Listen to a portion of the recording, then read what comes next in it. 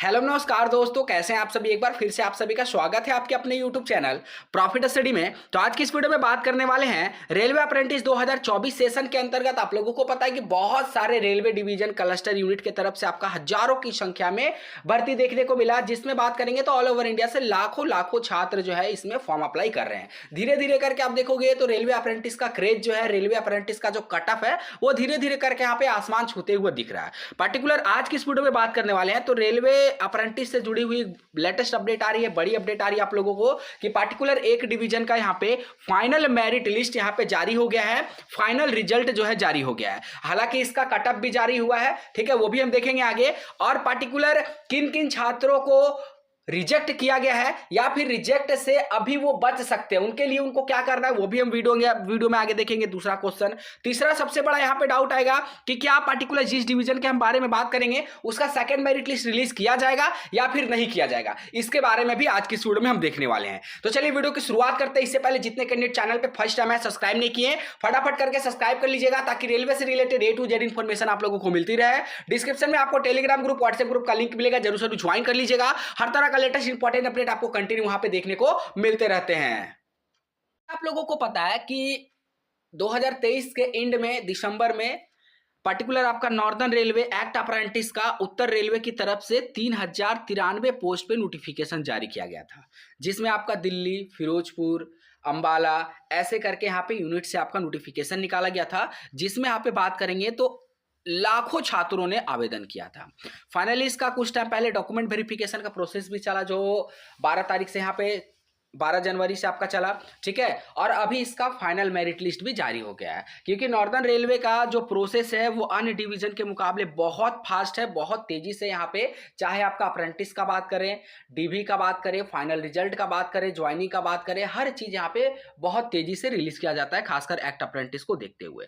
तो फाइनली आपको जितने भी कैंडिडेट डीबी में गए थे और जितने कैंडिडेट का सिलेक्शन नहीं हो पाया, ठीक है, कट ऑफ के रिगार्डिंग तो बात करेंगे ही करेंगे, और जो सेकंड डीबी कब तक आ सकता है इसके बारे में भी देखेंगे। तो सबसे पहले आपको क्या करना है, जितने कैंडिडेट डीबी में गए थे उनमें से कुछ को रिजेक्ट भी किया गया है, आपको अपना रिजल्ट देखना है। रिजल्ट आप कैसे देख पाओगे, तो आपको डिस्क्रिप्शन में एक लिंक मिलेगा, नहीं तो सीधे आपको गूगल पे जाके टाइप करना है। क्या टाइप करना है, profitstudy.in, ठीक है, वहां पे टाइप करिएगा तो आपको एक टॉप में ही न्यू अपडेट में सेक्शन मिल जाएगा नॉर्दर्न रेलवे करके, वहां से क्लिक करके वहां से आप जाके देख सकते हो, ठीक है। नहीं तो डिस्क्रिप्शन में जब लिंक मिलेगा तो आप जब उस पर क्लिक करिएगा तो इस तरह का इंटरफेस आपके सामने आ जाएगा। उसके बाद आपको क्या करना है, सिंपल आपको स्क्रॉल करना है, स्क्रॉल करके नीचे बढ़ना है और देखिए यहाँ पे कल के डेट में ही अपडेट किया गया है कि notification number RRC northern railway 2023 act apprentice candidate can now check their status for engagement of act apprentice after document verification. तो देखिए क्लिक हियर का आपको एक ऑप्शन मिलेगा, डिस्क्रिप्शन में लिंक है, वहां पे आप जाइएगा तो आपके सामने इस तरह का इंटरफेस आ जाएगा।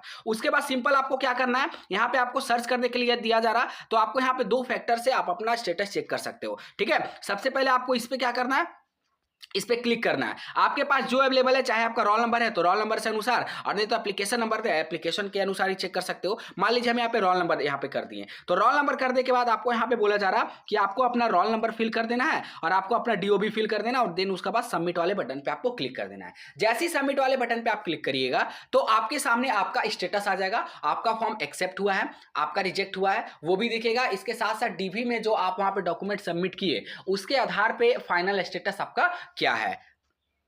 तो जैसे ही आप अपना स्टेटस चेक करिएगा, अगर आपका सिलेक्शन हुआ होगा, आपने डीवी अच्छे से वहां पे किया होगा, सारा रिलेवेंट डॉक्यूमेंट रिलेवेंट परफॉर्मा में अगर सबमिट किया होगा, तो आपके सामने इस तरह का इंटरफेस आएगा। आपका यहाँ पे आपका रोल नंबर, आपका नाम, यहाँ पे आपका DOB, आपके फादर नेम, यहाँ पे आपका कम्युनिटी SC ST OBC जिस भी कैटेगरी से आपने फॉर्म अप्लाई किया होगा, यहाँ पे आपका क्लस्टर आपका शो होगा, ठीक है, जिस भी क्लस्टर में आपका सिलेक्शन हुआ होगा वो क्लस्टर आपका शो होगा, यहाँ पे आपका ट्रेड होगा। और सबसे इंपॉर्टेंट बात ये वाला पोर्शन है, इस पे आपको ध्यान देना है। तो देखिए इस वाले पोर्शन में आपको क्या बोला जा रहा है कि your name is provisionally included in the merit list for engagement act apprentice and is being forwarded to their division unit rolling stock workshop L and ये आपका जो वर्कशॉप यूनिट है उसका नाम लिखा हुआ है LB CBLKO wait for at least 1 month. हमने देखिए पहले भी आपको बताया था कि 1 मंथ आपको ज्वाइनिंग में लग जाएगा अप्रैल के आसपास का, ठीक है ना। तो आपको बोला जा रहा कि अगर जितने भी कैंडिडेट को इस तरह का मैसेज आया उनको कम से कम 1 महीने का इंतजार करना है। तो अभी हो गया क्या, फरवरी एंड हो गया, मतलब आपको मार्च एंड तक वेट करना है। उसके बाद बोला जा रहा for call letter from the allotted unit and act accordingly. अब आपका जिस भी यूनिट में सिलेक्शन हुआ है पार्टिकुलर वो यूनिट जो है आपका यहाँ पे कॉल लेटर जारी करेगा, और नहीं तो ज्वाइनिंग लेटर भी भेजा जा सकता है, ठीक है। या तो कॉल लेटर आएगा या तो ज्वाइनिंग लेटर आएगा, और पार्टिकुलर उसमें एक डेट रहेगा कि आपको इस डेट तक आके डिवीजन में रिपोर्ट कर देना है ट्रेनिंग के लिए। इन केस अगर मान लीजिए कि ना कॉल लेटर आया डिवीजन की तरफ से और ना ही ज्वाइनिंग लेटर आया, तब आपको क्या करना है वो भी बता दिया गया है।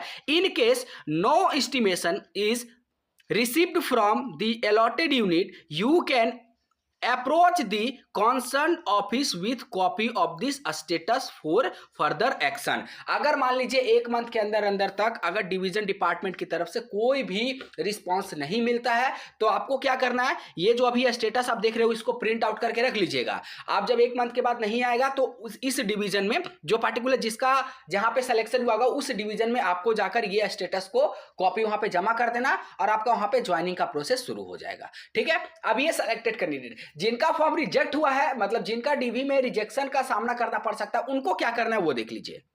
तो पार्टिकुलर इन कैंडिडेट का नाम आया है फाइनल मेरिट लिस्ट में, पर इनको यहाँ पे रिजेक्शन के क्राइटेरिया में शामिल ये हो सकते हैं। उनसे कैसे बचना है, जितने भी कैंडिडेट को इस तरह का मिला है देख लीजिए, इनको फिरोजपुर में सिलेक्शन हुआ है, फिटर ट्रेड के अंतर्गत ओबीसी कैटेगरी है। इनको बोला जा रहा कि you are required to submit all required document along with one set of self-attested photocopy of medical fitness certificate, ST, SC, OBC certificate, PWB certificate in prescribed format as available on RRC website within 7 days, ठीक है। तो 7 दिनों के अंदर अंदर तक इनको medical fitness certificate submit करना है रेलवे फॉर्मेट में। अगर मान लीजिए कोई कैंडिडेट डीबी के टाइम दिए थे तो वो रेलवे फॉर्मेट में नहीं दिए थे, जिसके कारण आपका ये स्टेटस शो हो रहा है। इसके साथ साथ आपको कार्ड सर्टिफिकेट भी रेलवे फॉर्मेट में सबमिट करना है, मतलब जो भी डॉक्यूमेंट आप रेलवे फॉर्मेट में नहीं दिए होंगे वो सारा का सारा रेलवे फॉर्मेट में आपको वहां पे देना है 7 दिनों के अंदर अंदर तक।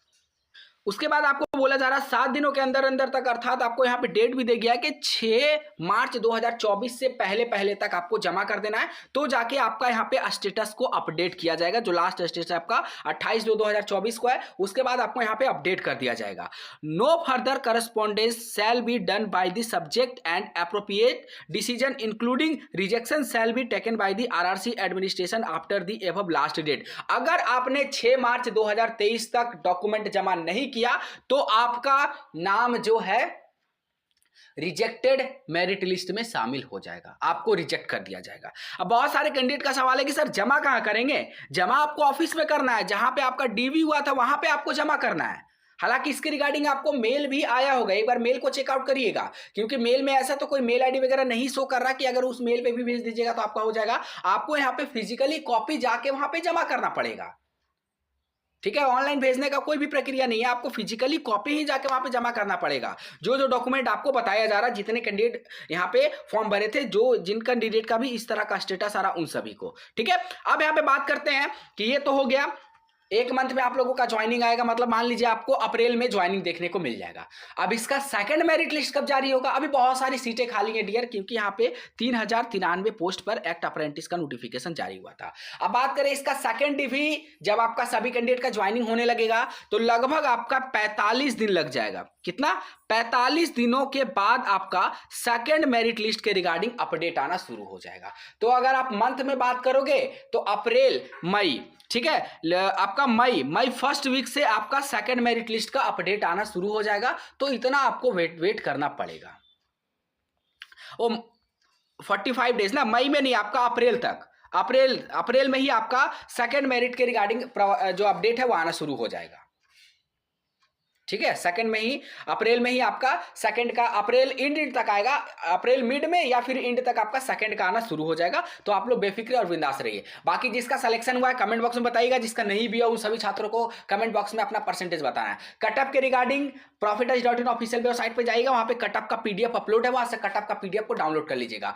स्टेटस के लिए भी आपको डिस्क्रिप्शन में लिंक मिलेगा, डायरेक्ट क्लिक करिएगा, अपना स्टेटस को चेक कर लीजिएगा। चलिए आज के लिए इतना ही, फिर से मिलेंगे आपसे नई भर्ती नई जानकारी के साथ, तब तक के लिए जय हिंद जय भारत।